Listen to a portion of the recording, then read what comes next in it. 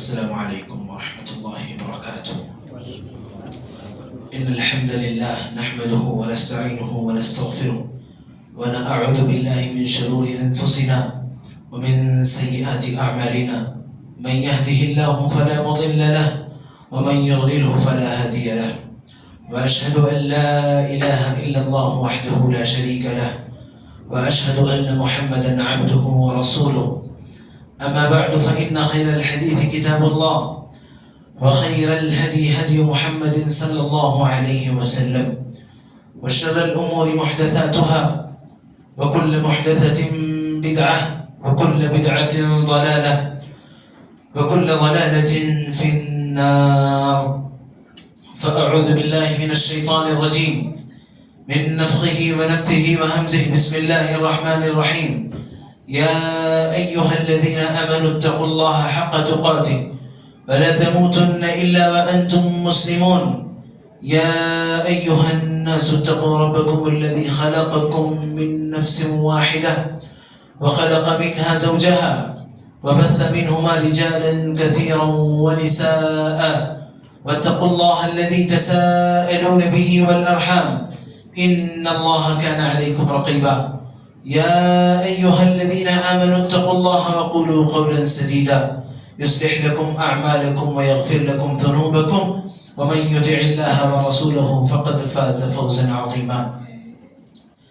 رب اشرح لي صدري ويسر لي أمري واحلل عقدة من لساني يفقهوا قولي.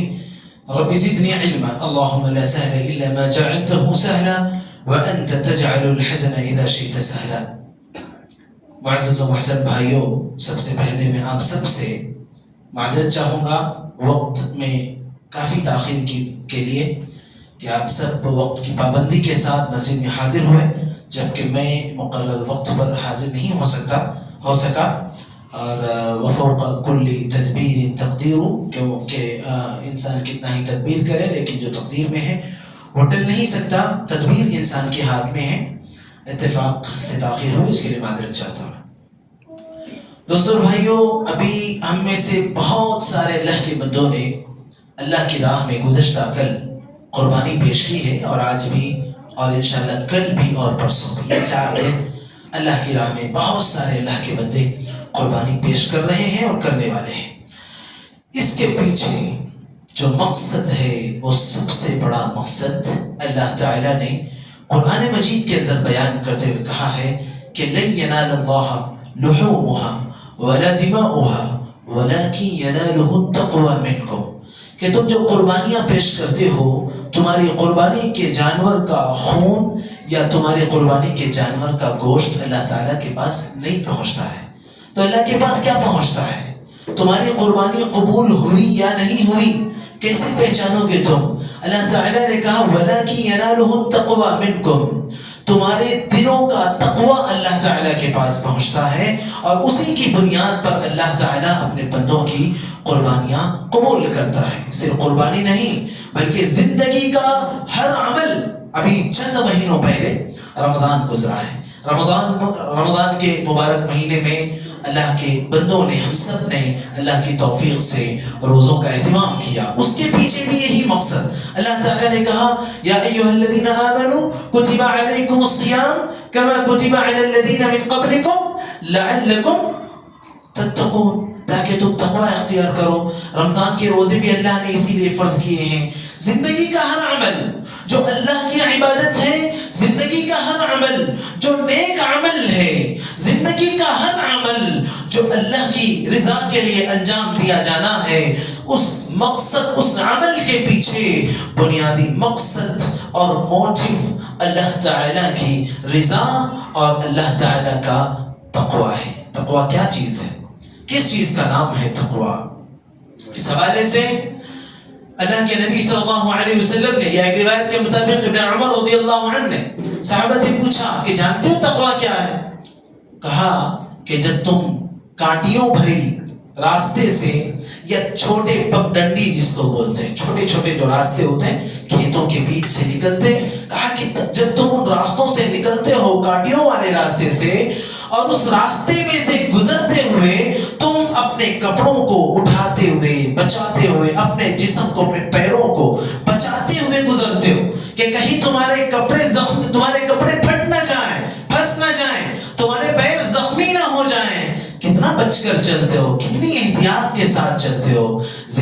کے ہر مرحلے میں، زندگی کے ہر موڑ پر ہماری پوری زندگی اسی نہج پر گزرے، اسی کا نام ہے تقوی۔ یعنی یہ زندگی رنگ رلیوں سے بھری ہوئی ہے، یہ زندگی رنگینیوں سے بھرپور ہے، ہر طرف ایسی چیزیں ہیں جو ہماری نظروں کو اپنی جانب کھینچنے والی ہیں، ہر طرف ایسے معاملات ہیں جو ہمارے جذبات کو اپنے جانب مائل کرنے والے ہیں۔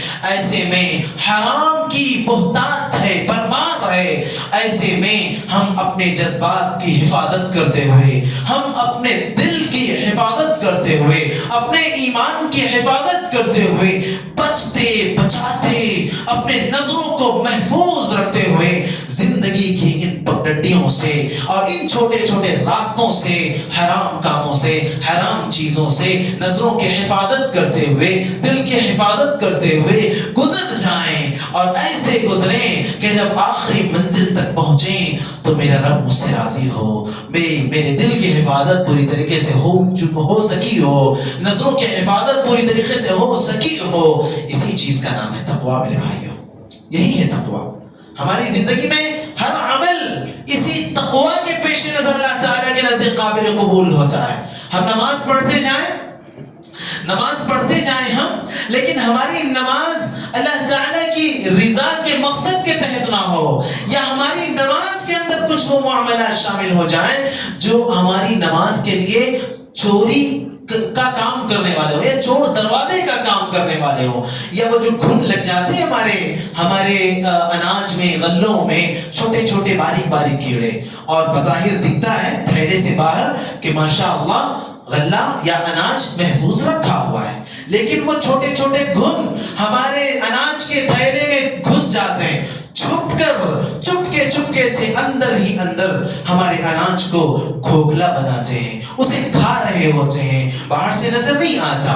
تو ہمارے اعمال میں بھی بہت ساری چیزیں ایسی داخل ہو جاتی ہیں، ہمیں احساس بھی نہیں ہوتا، ہمیں اندازہ بھی نہیں ہوتا، اور ہمارے اعمال اندر ہی اندر کھوکھلے ہوتے چلے جاتے ہیں۔ ہم ایسے تمام معاملات سے اپنے اعمال کو محفوظ کر کے آخری منزل تک پہنچیں میرے بھائی اور دوستو، اسی کا نام ہے تقویٰ، اسی کا نام ہے تقویٰ۔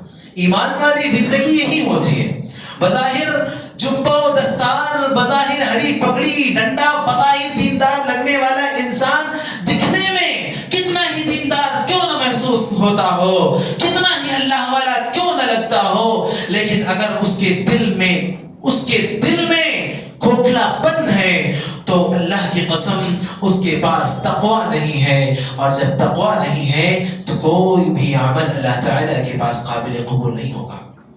اللہ کے نبی صلی اللہ علیہ وسلم نے کہا کہ انسان کے اعمال جب اللہ تعالیٰ کے پاس پیش کیے جائیں گے تو انسان کے جسم کے تمام اعضاء بطور خاص اللہ تعالیٰ کے پاس دل کا جائزہ ہوگا۔ اللہ کے نبی صلی اللہ علیہ وسلم نے کہا الا وہی القلب، اللہ کے نبی صلی اللہ علیہ وسلم نے کہا کہ دل وہ چیز ہے کہ انسان کے دل میں بہت سے اعضاء ہیں، لیکن ان کا جائزہ ہوگا۔ ایک عضو ایسا ہے اگر وہ صاف ستھرا نکل گیا، اگر وہ پاک صاف نکل گیا، اگر اس میں خلوص اور خالصیت موجود رہی تو پوری زندگی انسان کی، پورا نفس انسان کا اللہ تعالیٰ کے پاس قابل قبول ہوگا اور نجات کا قابل ہوگا۔ پھر آپ صلی اللہ علیہ وسلم نے کہا آگاہ رہو، وہ ٹکڑا جس کے بارے میں سب سے زیادہ خطرہ ہے، جو سب سے زیادہ جس میں رزق ہے، وہ دل ہے۔ الا وہی القلب، اللہ کے نبی نے کہا لوگوں آگاہ رہو، وہ ٹکڑا دل ہے۔ اسی طرح سے آپ صلی اللہ علیہ وسلم نے کہا التقوی ہاں ہونا، تقوی یہاں ہے۔ وَيُشِيرُ إِلَى صَدْرِهِ، آپ صلی اللہ علیہ وسلم نے اپنے سینے کی طرف اشارہ کر کے کہا لوگوں تقوی یہاں ہے، تقوی یہاں ہے۔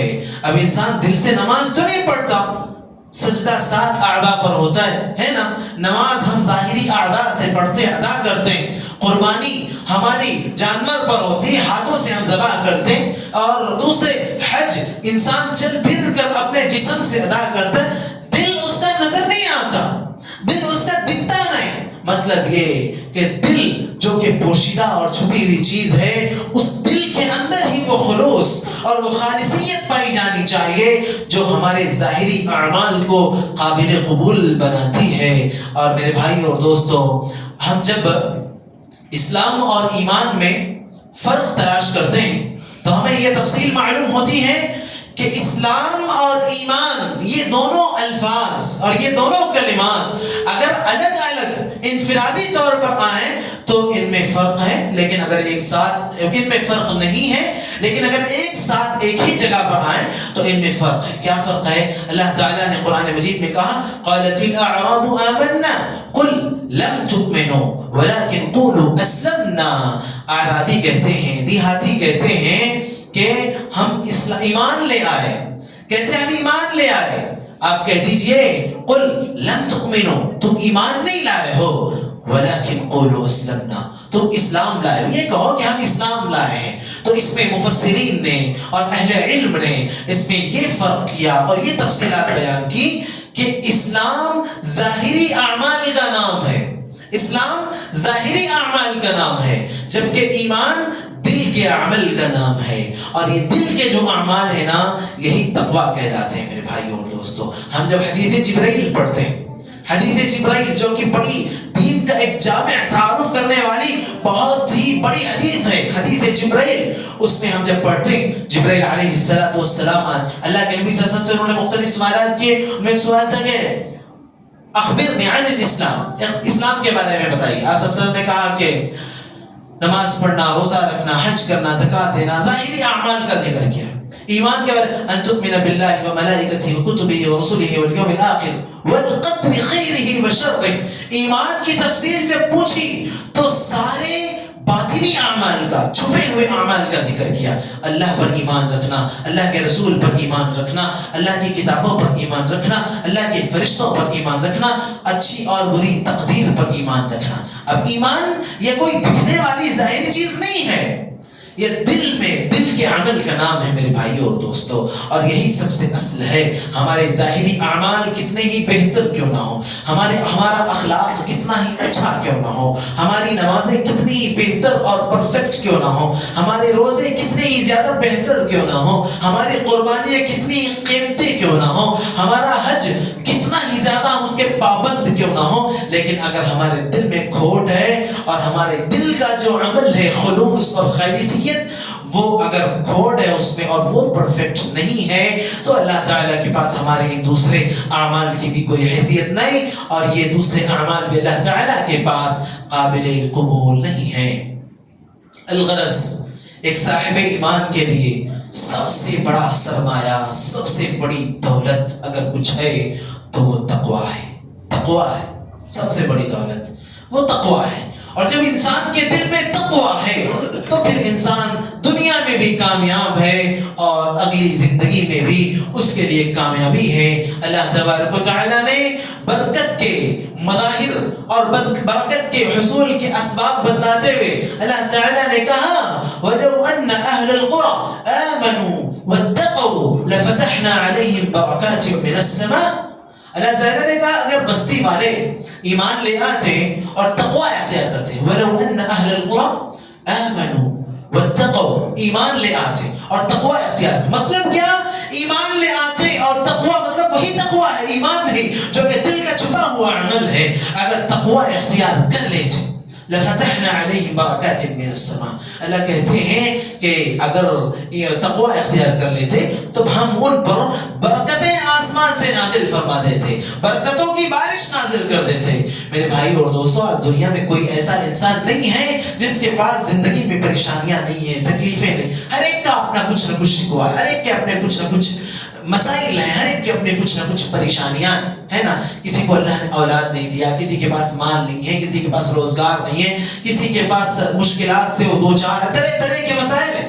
اللہ رب العالمین نے قرآن مجید میں تقویٰ کی برکت بیان کرتے ہوئے اللہ تعالیٰ نے کہا کہ اگر اللہ کے بندے ایمان لے آئیں اور تقویٰ اختیار کر لیں، وَمَن يَتَّقِ اللَّهَ يَجْعَلْ لَهُ مَخْرَجًا، تقویٰ اختیار کر لیں، اللہ تبارک و تعالیٰ کہتے ہیں کہ يَجْعَلْ لَهُ مَخْرَجًا، اللہ تعالیٰ اس کے لیے راستے ہموار کر دیتا ہے، مشکلات سے نکلنے کے راستے، روزی کے حصول کے تلاش روزی کو حاصل کرنے کے راستے اور روزگار تلاش کرنے کے راستے اللہ تعالیٰ زندگی کی جو بھی مشکلیں، جو بھی پریشانیاں، جو بھی تکلیفیں ہوتی ہیں، اللہ تعالیٰ اس کے لیے راستے ہموار کر دیتے ہیں. وَمَن يَتَّقِ اللَّهَ يَجْعَل لَّهُ مَخْرَجًا وَيَرْزُقْهُ مِنْ حَيْثُ لَا يَحْتَسِبُ. بندہ بھوکا ہے، اس کے پاس روزی کا انتظام نہیں ہے، وہ ڈر رہا ہے کہ میں کیسے رہوں گا آج کے دن، کیسے میں اپنی بھوک مٹاؤں گا، کیسے میں اپنی پیاس مٹاؤں گا.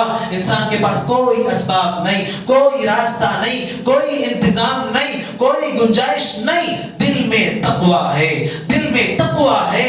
اللہ تعالیٰ کہتے ہیں وَمَن يَتَّقِ اللَّهَ يَجْعَل لَّهُ مَخْرَجًا وَيَرْزُقْهُ مِنْ حَيْثُ لَا يَحْتَسِبُ. اللہ تعالیٰ کہتے ہیں ایسے راستے سے رزق عطا کر دیتے ہیں بندے نے اس کا احساس تک نہیں کیا ہوتا ہے، سوچا تک نہیں ہوتا ہے، اور وہم و گمان تک نہیں ہوتا ہے. ایسے راستے سے اللہ تبارک و تعالیٰ اسے رزق عطا کر دیتے ہیں. اور ایسے موقع پہ ہمیں صحابی رسول رضی اللہ عنہ کا وہ واقعہ یاد کرنا چاہیے جب اللہ کے نبی صلی اللہ علیہ وسلم نے غالباً مصعب بن عمیر رضی اللہ عنہ کو داعی دین بنا کر مدینے بھیجا. وہاں پر وہ گئے، دعوت کا کام کرنے لگے، داعی بن کر لوگوں میں دعوت اللہ کا پیغام پہنچانے لگے. اور حالت یہ ہوئی کہ اس کام میں وہ لگے رہے، بھوکے تھے، پیاسے تھے، پریشان تھے، لیکن ان کے مسائل کا حل نہیں تھا، ان کی مشکل کا حل نہیں تھا. بالآخر انہوں نے اپنے خاندان والوں سے جب انہوں نے مطالبہ کیا تو انہوں نے انکار کر دیا. تو وہ آ گئے، وہ ایک درخت کے سائے کے نیچے آ گئے، وہاں پر بیٹھ گئے. وہاں پر انہیں نیند لگ گئی، اور جب نیند لگ گئی گہری تو پھر انہیں اللہ تبارک و تعالیٰ نے غائبانہ طور پر ان کے لیے اللہ تعالیٰ نے رزق بھیجا، اور انہوں نے بڑی مقدار میں دودھ سے اپنی بھوک مٹائی. ابھی سو رہے تھے کہ خاندان والے جنہوں نے ان کے مطالبے کو ٹھکرایا تھا، جنہوں نے انکار کیا تھا، انہیں احساس ہوا کہ بالآخر بچہ تو ہمارا اپنا ہے، ہمارے اپنے خاندان کا ہے، ہم نے ایسے کیا اس کے ساتھ، ہم نے اس کی بات نہ مانی ٹھیک ہے، لیکن جب اس نے اپنی بھوک مٹانے کے لیے مطالبہ کیا تو ہم نے اس کی بات کو ٹھکرا دیا. ان کو احساس ہوا، وہ دوڑے آئے اور جگایا، کہا کہ لو آؤ ہمارے پاس اور اپنے بھوک مٹانے کا انتظام ہم تمہیں دیتے ہیں. تو کہا کہ نہیں، اب تمہاری چیزوں کی ہمیں کوئی ضرورت نہیں ہے، کیونکہ میرے رب نے میری بھوک مٹا دیا ہے اور اب میں پوری طرح سے شکم سیر ہوں. میرے بھائی اور دوستو، اسی طریقے سے اللہ کے نبی صلی اللہ علیہ وسلم جب طائف کے سفر پر گئے، وہاں پر آپ کا اپنا کوئی نہیں تھا، نہ کوئی خاندان کا تھا، نہ کوئی پہچان کا تھا، نہ کوئی دور تک آپ اس کے بارے میں جانتا تھا، نہ کوئی آپ کا خیر خواہ تھا، کوئی بھی نہیں تھا وہاں پر. آپ وہاں پر گئے، وہاں کے لوگوں کو آپ نے دین کی دعوت دی، انہوں نے بات تو تسلیم نہیں کی آپ کی بات تو مانا نہیں، بلکہ وہ آپ کے دشمن بن گئے. انہوں نے ننھے بچوں کو آپ کے پیچھے لگایا، بچے آپ کے پیچھے پڑ گئے، کنکر پتھر لے کر دوڑاتے رہے. واللہ المستعان علی ذلک. آپ بچاتے آئے ایک باغ، اور وہاں پر سائے میں بیٹھے. پھر آپ شدید بھوکے تھے، پیاسے تھے، شدید روئے، گڑگڑائے. اللہ تبارک و تعالیٰ نے بھوک پیاس مٹانے کے لیے نہیں، بلکہ اس لیے کہ اے میرے رب، تو میرا سہارا ہے نا، میں تیرے ہی رحم و کرم پر، تیرے ہی دین کی دعوت لے کر یہاں آیا تھا. آخر کیا بات ہے؟ کیا تو مجھ سے ناراض ہے جو تیرے رہتے ہوئے مجھے اتنی تکلیف پہنچ رہی ہے؟ کیا تو مجھ سے ناراض ہے؟ اللہ تبارک و تعالیٰ نے آپ صلی اللہ علیہ وسلم کی بھوک مٹانے کے لیے اس باغ والے لوگوں میں سے کچھ لوگ، کسی شخص کو آپ صلی اللہ علیہ وسلم کے پاس بھیجا. وہ تازہ ترین پھل لے کر آپ صلی اللہ علیہ وسلم کی خدمت میں حاضر ہوئے. آپ کو وہ نہیں جانتے تھے، بس وہ یہ جان کر کہ آپ بھوکے ہیں، پیاسے ہیں، اجنبی ہیں، دھوپ میں اجنبی جگہ پر انجان آئے ہیں، آپ یہ سوچ کر وہ آئے اور انہوں نے آپ کی بھوک مٹائی. بعد میں اللہ کے نبی صلی اللہ علیہ وسلم کی دعوت سے وہ بھی متاثر ہوئے. لیکن میرے بھائیو اور دوستو، تقوی کا یہ نتیجہ اور یہ ثمرہ ہے، یہ پھل ہے. اللہ تبارک و تعالیٰ کی کرم فرمائی سے، رحم و کرم سے، اللہ تبارک و تعالیٰ تقوی کی برکت سے اپنے کسی بھی بندے کو یوں ہی ضائع نہیں چھوڑتا.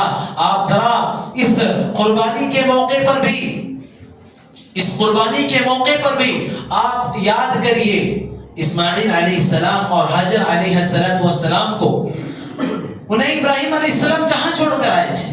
ایک ایسی جگہ پر نہ دور دور تک کوئی نظر آ رہا تھا، نہ کوئی انسان تھا، نہ کوئی چرند پرند تھا، نہ کسی طرح کی کوئی ہریالی تھی، نہ کسی طرح کا پانی کا کوئی چشمہ اور کوئی قطرہ تھا، کچھ بھی نہیں تھا، کچھ بھی نہیں تھا۔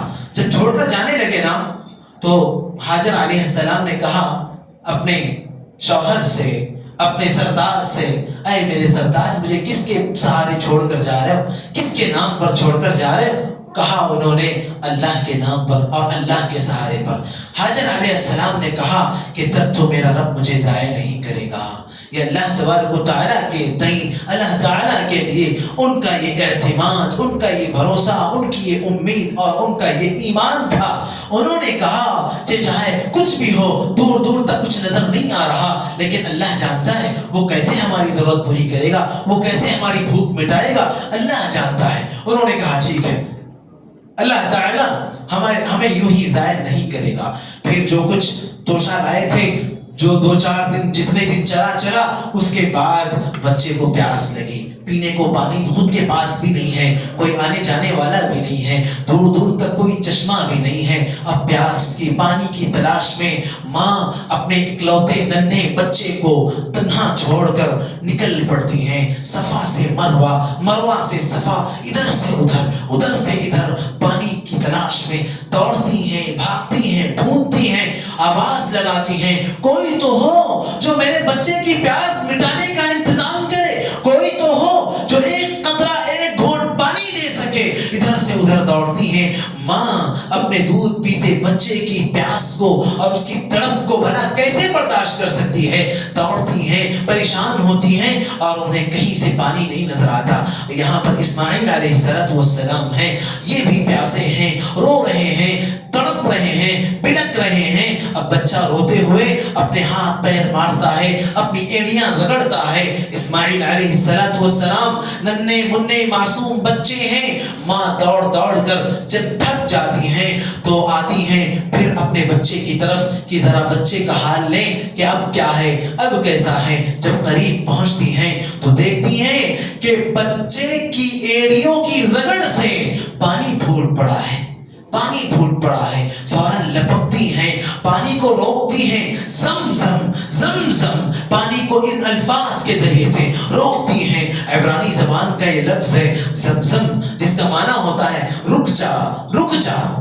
پانی بہ رہا ہے اور اسے اینٹوں سے، مٹی سے ایسے روکنے کی کوشش کر رہی ہیں، اور زبان پر یہ کلمات ہیں زمزم زمزم۔ اور پھر اللہ تبارک و تعالیٰ ان کی زبان سے نکلے ہوئے ان کلمات کو اس پانی کا ہمیشہ ہمیش کے لیے نام دے دیتے ہیں، اور اس پانی کو رہتی دنیا تک کے لیے بابرکت پانی بنا دیتے ہیں۔ اللہ کے نبی صلی اللہ علیہ وسلم فرماتے ہیں ماء زمزم لما شرب لہ، زمزم کا پانی وہ بابرکت پانی ہے، وہ برکت والا پانی ہے۔ جب ایک صاحب ایمان اللہ پر ایمان رکھتے ہوئے مضبوط ایمان کے ساتھ جب اس پانی کو پیتا ہے اور پھر اس پانی کو پی کر اللہ کو یاد کرتا ہے، اللہ سے دعا کرتا ہے، تو جو دعا کرتا ہے، جو دعا اللہ سے مانگتا ہے، اللہ تبارک و تعالیٰ اس کی وہ دعا قبول کر لیتے ہیں۔ بندے کی جو ضرورت ہوتی ہے اللہ تعالیٰ بندے کی اس ضرورت کو پورا کر دیتے ہیں۔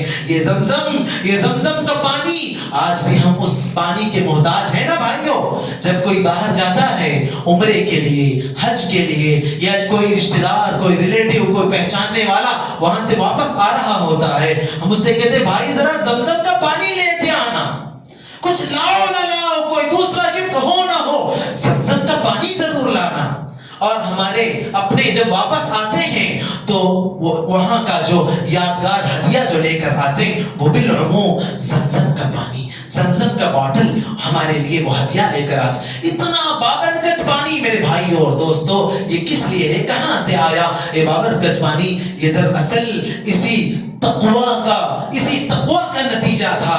جب انہوں نے اللہ تعالیٰ کی ذات پر مکمل اعتماد کیا، بھروسہ کیا، صرف اللہ کے نام پر اپنی بیوی کو اور اپنے اکلوتے ننھے منھے بچے بچے کو، وہ بچہ جو انہیں بڑی عمر میں ملا تھا، بڑی عمر میں لگاتار امیدوں کے بعد، بہت دعاؤں اور امنگوں کے بعد جب اولاد ملتی ہے نا تو اس اولاد کی بڑی قدر ہوتی ہے، دل میں بڑی محبت ہوتی ہے۔ ذرا پوچھئے ان نوجوانوں سے، ان بھائیوں سے جن کو اللہ نے بڑھاپے میں اولاد عطا کی ہے، زندگی بھر اولاد نہ رہی، 10 سال 12 سال 15 سال نا امید ہو گئے اولاد کے لیے، بالآخر بڑھاپے کی عمر میں اللہ نے انہیں اولاد دی۔ ذرا ان سے پوچھئے کتنی قدر ہے ان کے دل میں اولاد کی۔ ابراہیم علیہ السلام تو